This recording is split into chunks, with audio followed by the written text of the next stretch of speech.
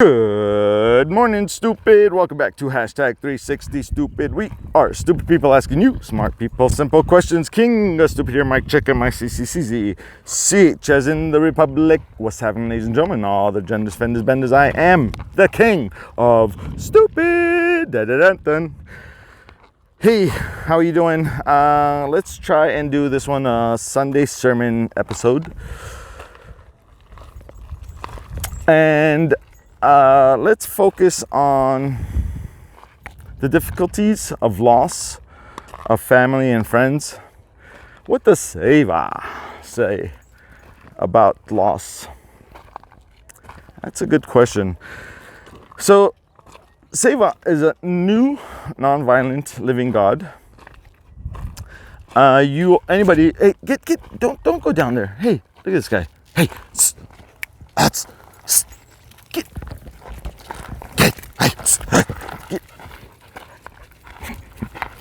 Look at him. He still wants to, hey, not that way. Come on, we'll go this way. We'll go down this way. Come on. Good boy. Good boys. Little rascals. My little rascals. Look, he's still trying to get, dude, it's too steep here. Come on. Hey, come on. Look at where he wanted to go down. And he would have made it. He would have been okay. But it's just like, dude, I don't want to have to carry you with a busted leg, boy. I just don't want you to have a busted leg, actually. And of course, I'd carry you, my boy. Okay, so, oh good, I'll be on that side of the fence. We're gonna go down there in the swamplands. Well, not too close. So, back to Seva. So here's the thing with Seva. Anybody's welcome to believe for free. But to worship, it's a mandatory 8.75% donation at the door, which means before taxes, by the way. Full donation to worship. We'll get into all that later. There's several episodes explaining all that if you want to listen along. So, Seva say, what do you say about loss? Loss and illness and sickness. So, for those who are not familiar with Buddha, the Buddha, His Holiness the Buddha, the Holiness Dalai Lama. Oh, by the way, I've actually seen in person, not one-on-one. I was in the crowd, way in the crowd. Yeah, that was cool. That was a cool experience. I loved what he said.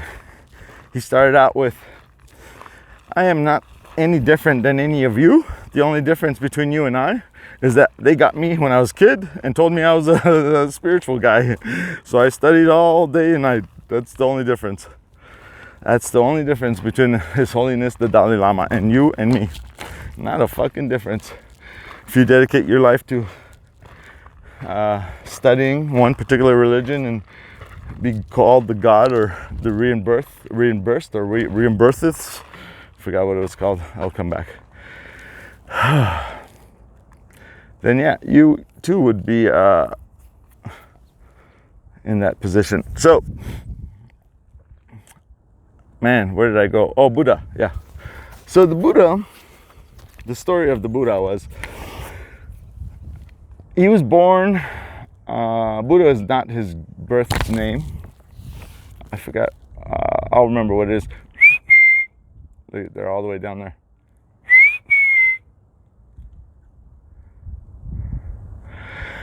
His Siddhartha or Siddhartha or something like that.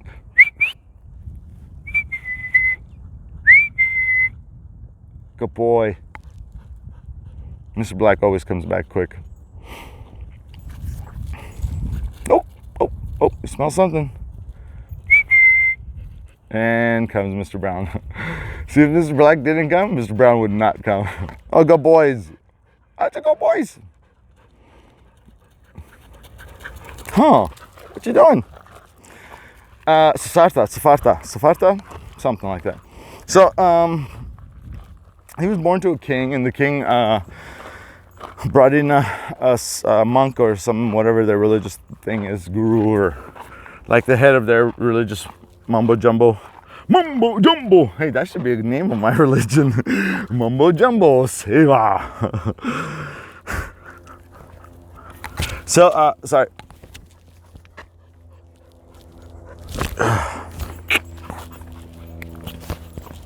Okay, where was he? Where was we? We was talking about Svarta. Svarta? Hey, it's almost like Seva. Seva! That's interesting, huh? Seva. Oh, there's the water.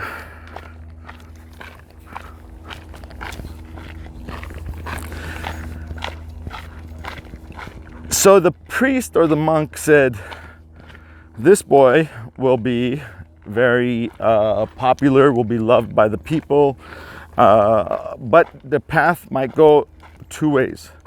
He's either gonna stay and become one of the greatest kings, or he's gonna give up everything and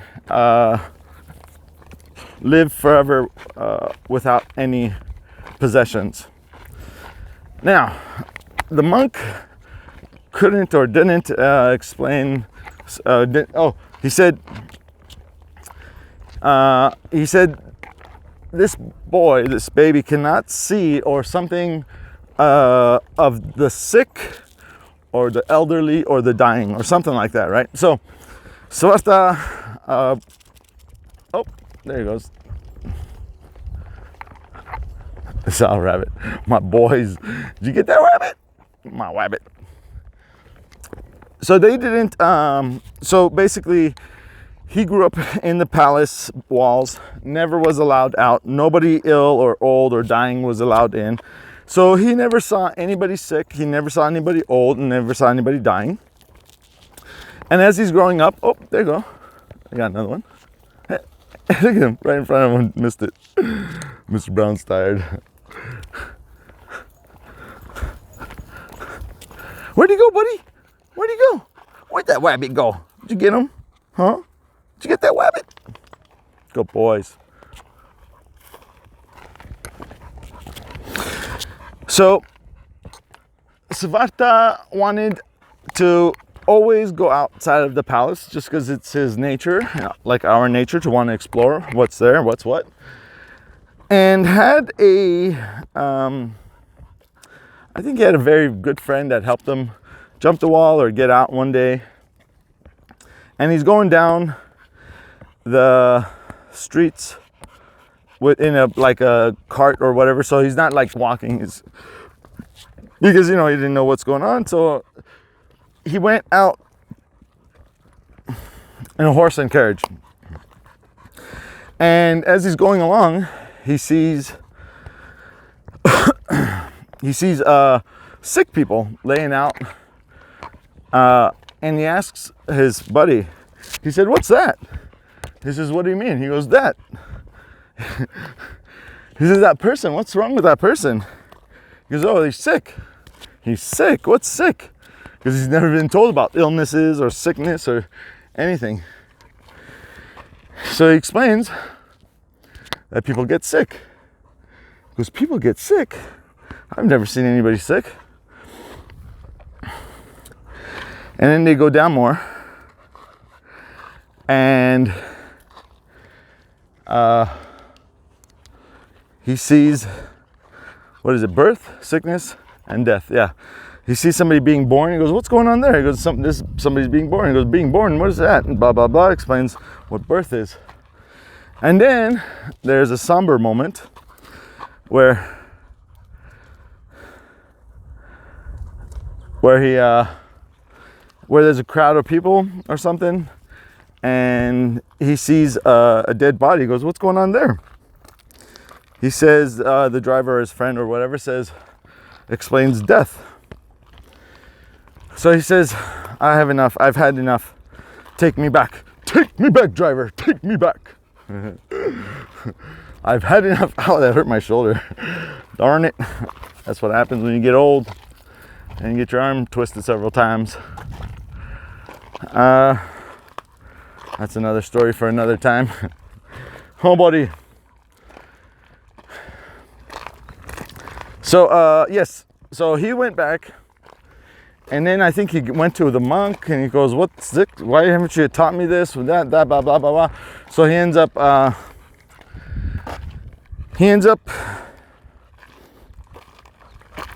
taking off. Oh, I think he got married actually. Yeah, I think he got married and had a kid and then took off or something like that. Yeah. Oh, I think it was after his wedding that he jumped the fence. So he said, I have to go, and I've been living a lie. He said, this isn't real. Nobody's dying, nobody's sick, nobody's being born around me. He wanted to go and explore life. So he relinquished, that's the word, relinquished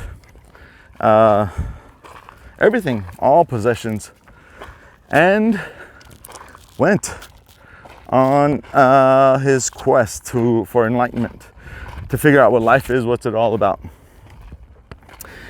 He sat, this is the story of, and meditated and achieved enlightenment. That's a whole bunch of stories I'm not going to get into. And damn, getting old, man. Actually, I'm out of shape. That's what it is.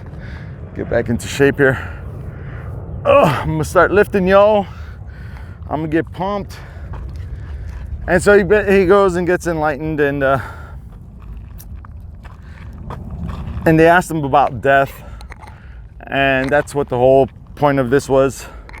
Started out for a Sunday sermon about loss. Loss and sickness.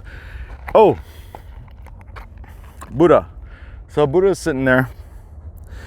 So he's achieved enlightenment, and he's sitting there and meditating, and now he's got a crowd of people. Now he's become a major figurehead. Now, Buddha never said he's a god, never said there is a god. So Buddha is recognized to be a human being, just a man like you and me, who was said to achieve enlightenment. That's it.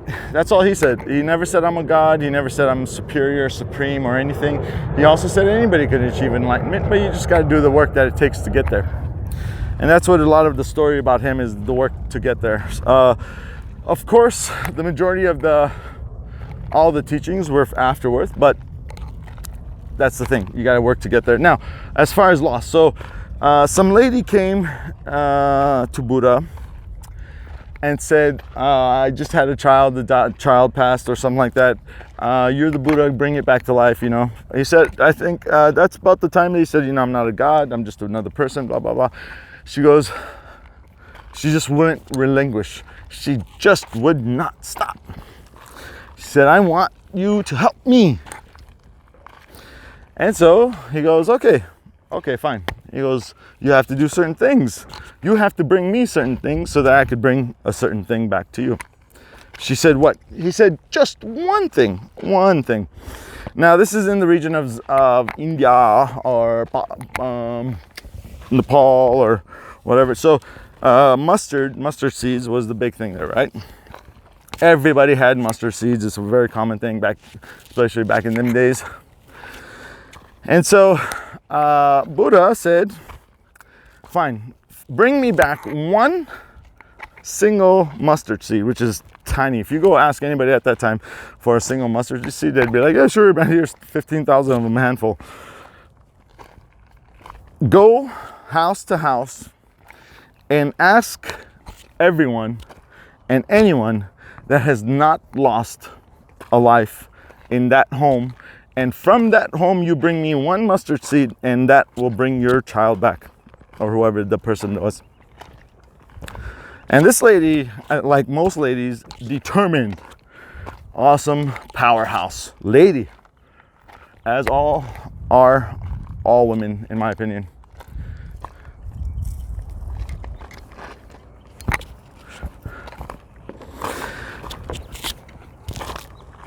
So she went around house to house to house to house to house to house, 2 house, 3 house, 4 house to house to house, and heard stories after stories after stories of loss of babies, families, elderlies, the sick, mothers, fathers, brothers, everywhere. There's loss everywhere. She went back to Buddha with no seed, but the wisdom and knowledge, knowing that when there's life, there will be sickness, and after sickness, some point, there will be the end of life. She heard the stories of many, many losses and shared her loss. And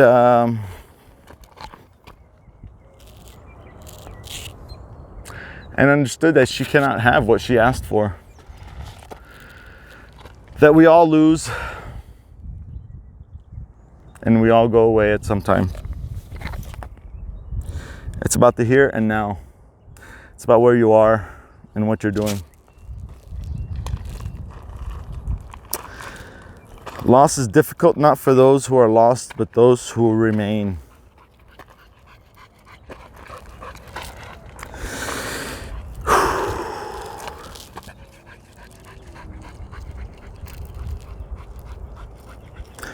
Yeah, so that's what Seva says. How to handle loss really depends on the individuals. Different ways of dealing with different things.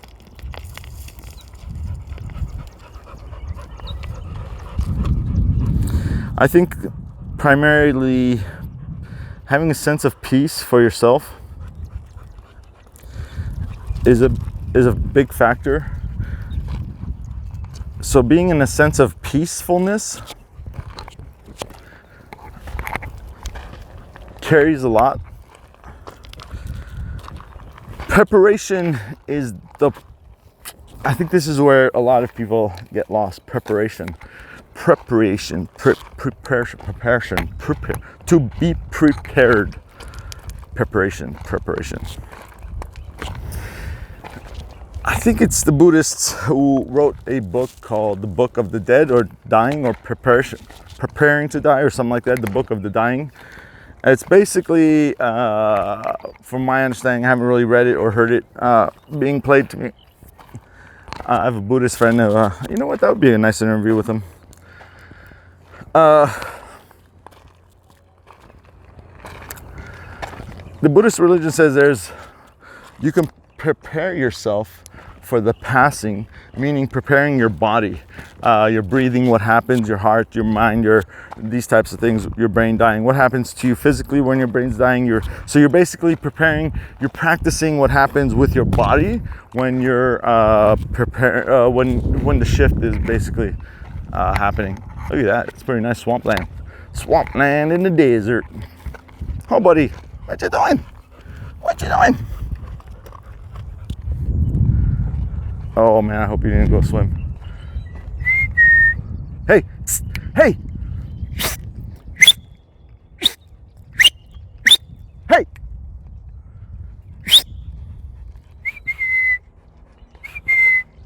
Oh darn it. I think he's going in. Hey! Come on! Oh man. I think we're gonna have to cut it off here, y'all. All right, y'all, I gotta cut it here. Damn it. All right, ladies and gentlemen, all other genders, fenders, benders, I am Mike Check, king of stupid here at hashtag 360 stupid. Oh, nope, here he is.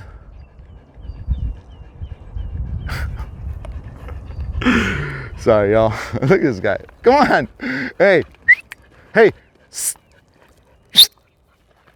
Yeah, I gotta train these guys. I gotta put in more time training them. They've been so good, you know, like they usually come and stuff, but this is the times that I need to make sure Mr. Brown returns. All right, ladies and gentlemen, all other genders, fenders, benders, I am Mike Check. Oh, I don't know what's going on, man. Little rascal. Messed up my thing. It's easier to blame somebody else. All right, I'm gonna go ahead and sign off and call this Sunday sermon talking about loss and illness and sickness.